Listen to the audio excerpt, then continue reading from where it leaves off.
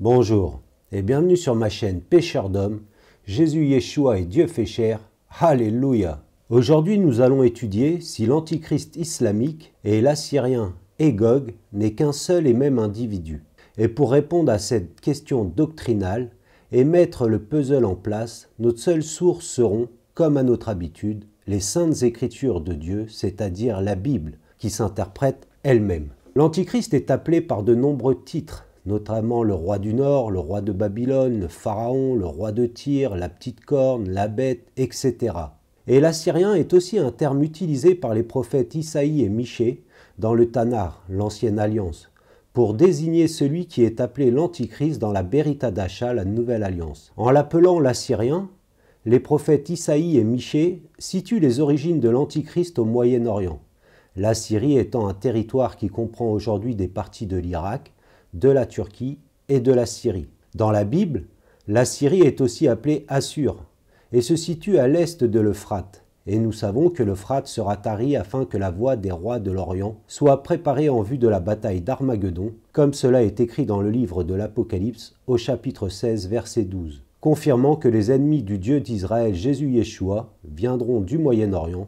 Et il est intéressant de noter que le prophète Daniel situe aussi l'origine de l'Antichrist dans cette région, notamment dans les chapitres 8 et 11 de son livre.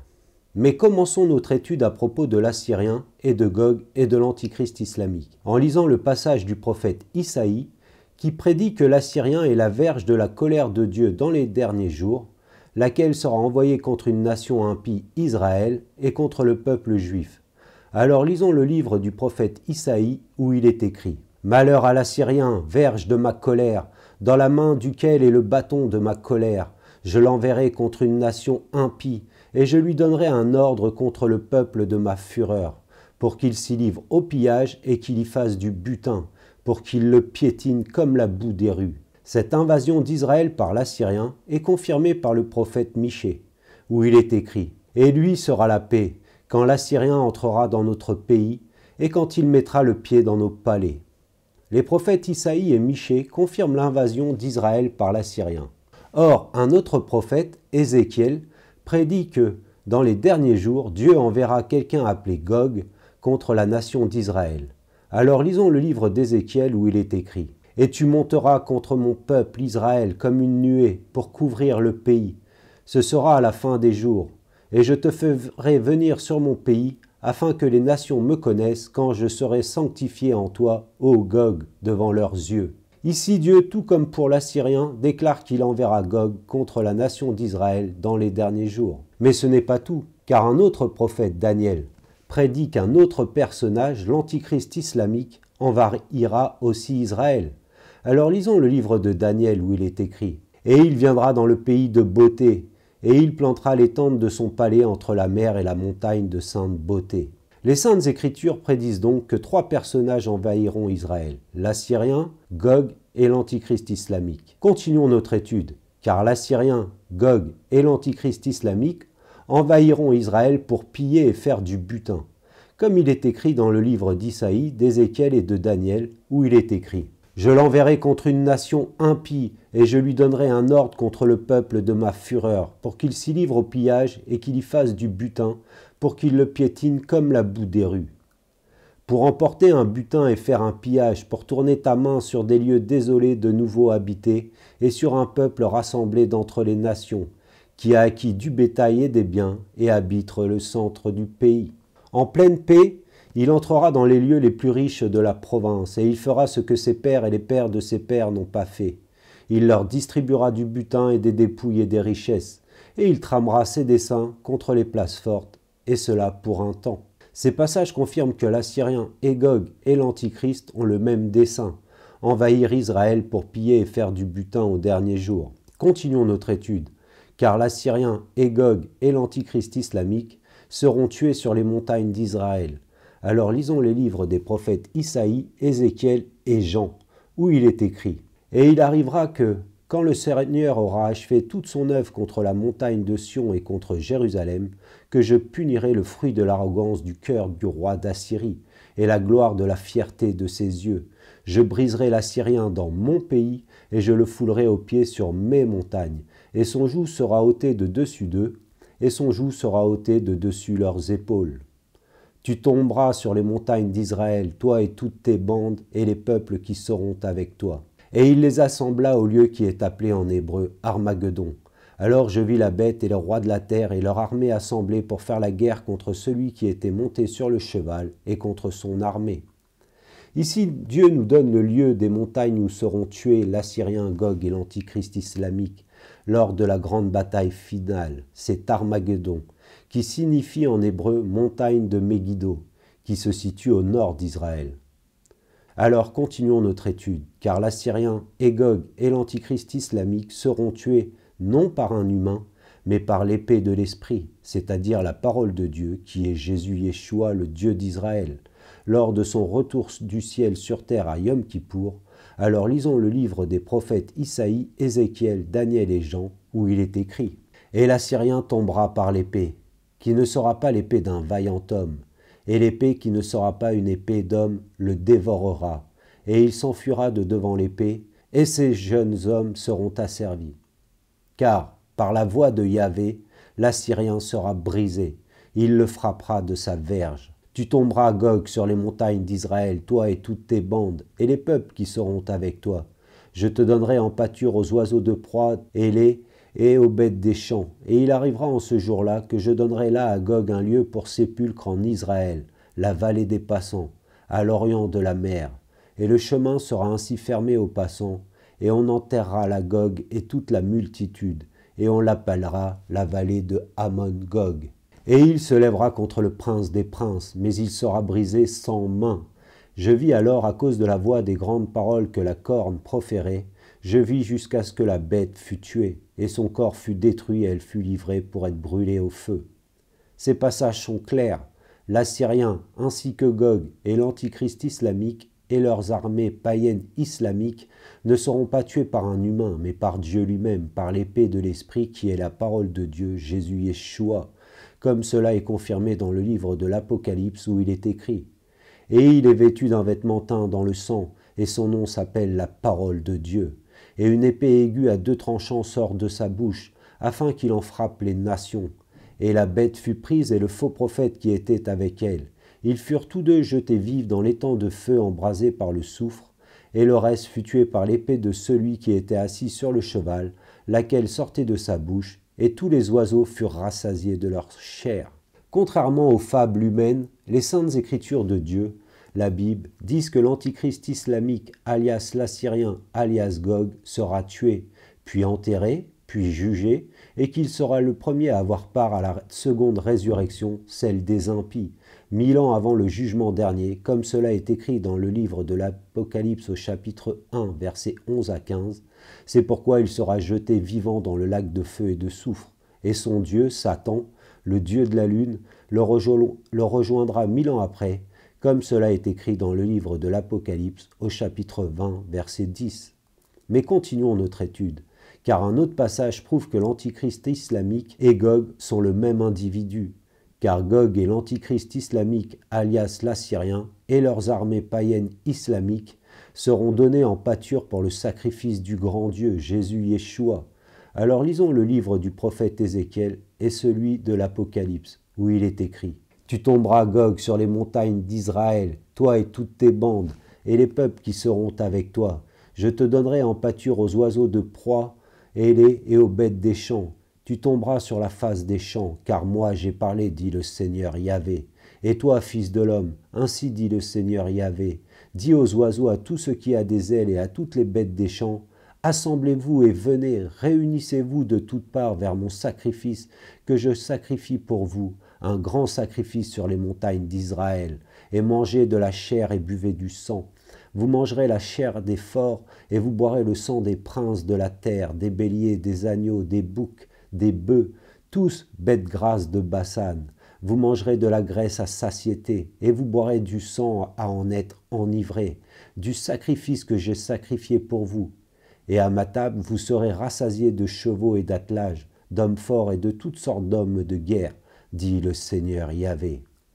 Et je vis un ange qui se tenait dans le soleil, et qui cria d'une voix forte à tous les oiseaux qui volaient par le ciel.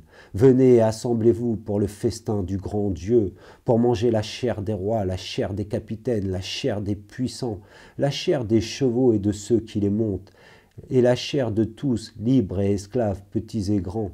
Et le reste fut tué par l'épée de celui qui était assis sur le cheval, laquelle sortait de sa bouche, et tous les oiseaux du ciel furent rassasiés de leur chair. Ces passages sont clairs, la guerre de Gog, de Magog et d'Armageddon n'est qu'une seule et même bataille, et Gog et l'Antichrist et leurs armées païennes islamiques serviront de pâture aux oiseaux du ciel lors du sacrifice du grand Dieu Jésus Yeshua, après avoir été tués par l'épée de l'Esprit, la parole de Dieu Jésus Yeshua, le Dieu Tout-Puissant, lors de son retour du ciel à Yom Kippour.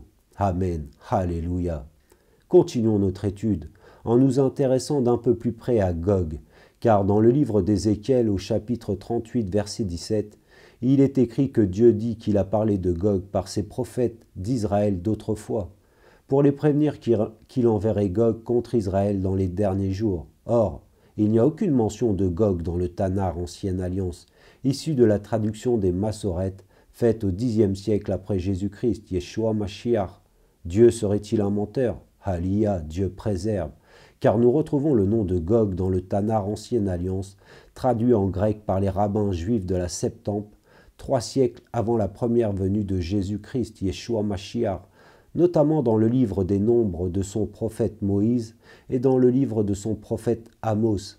Alors lisons ces passages où il est écrit « Un homme surgira de sa semence et régnera sur un grand nombre de nations, et son royaume sera élevé au-dessus de Gog, et son royaume s'accroîtra. » Ici, c'est une claire description du règne et du royaume du Messie Jésus Yeshua durant le millénium, lequel est aussi décrit dans le livre de son prophète Daniel dans le chapitre 2, versets 44 et 45, quand le Dieu d'Israël Jésus Yeshua détruira le royaume de l'Antichrist islamique, alias Gog, alias l'Assyrien, celui de Babylone dont Nabuchodonosor était l'ombre à venir.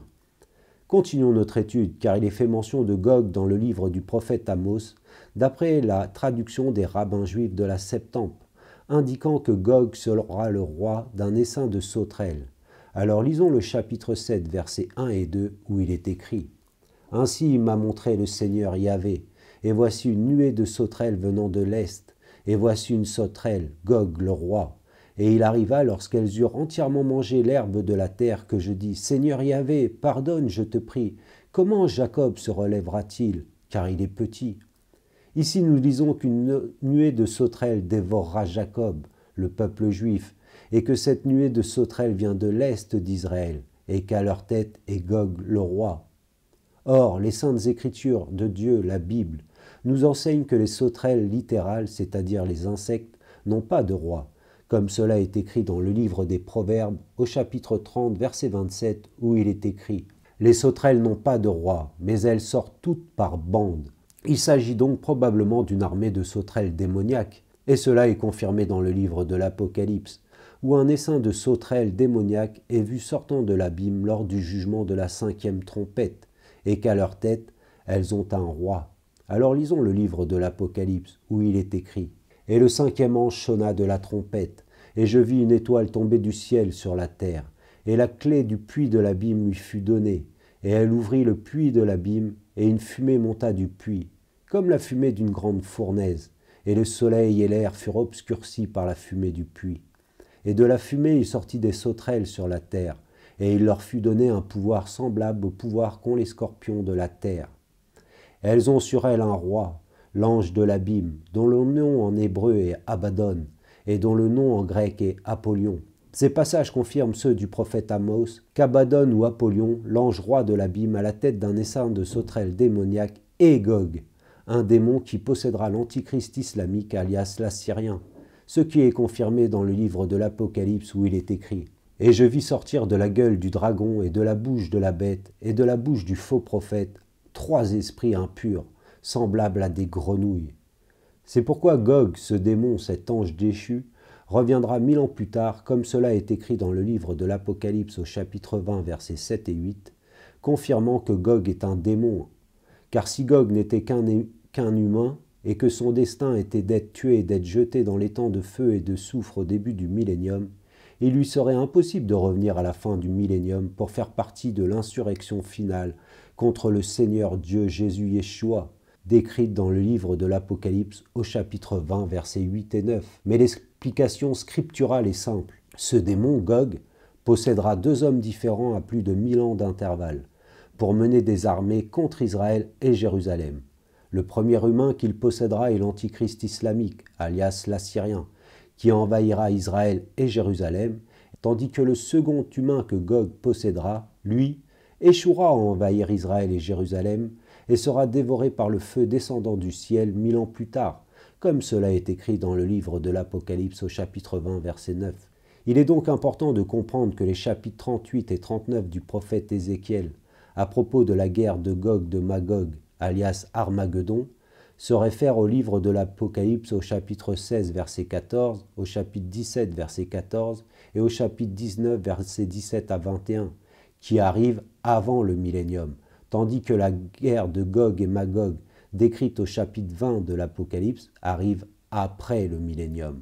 En conclusion, lors de cette étude, nous avons vu que l'assyrien est le terme utilisé pour situer le lieu d'origine de l'antichrist islamique, tandis que Gog est le terme désignant le démon qui possédera l'antichrist islamique, et que l'antichrist islamique, l'assyrien et Gog n'est qu'un seul et même individu, qui sera à la tête d'un conglomérat de nations païennes islamiques, car les prophètes Isaïe, Ézéchiel et Daniel situent toutes ces nations au Moyen-Orient, et cette invasion d'Israël par les Mahométans marquera la détresse de Jacob, comme cela a été prédit par le prophète Jérémie au chapitre 30, verset 7. En attendant notre prochaine étude, soyez tous bénis par le nom au-dessus de tout nom, Jésus Yeshua, par le roi des rois, le Seigneur des seigneurs, Aryeh Yehuda, le lion de la tribu de Juda, Jésus Yeshua, Amen, Alléluia. Tout genou se ploiera, et toute langue confessera que Jésus Yeshua est le Seigneur Adonai, le Dieu Tout-Puissant El Shaddai. Amen, Alléluia.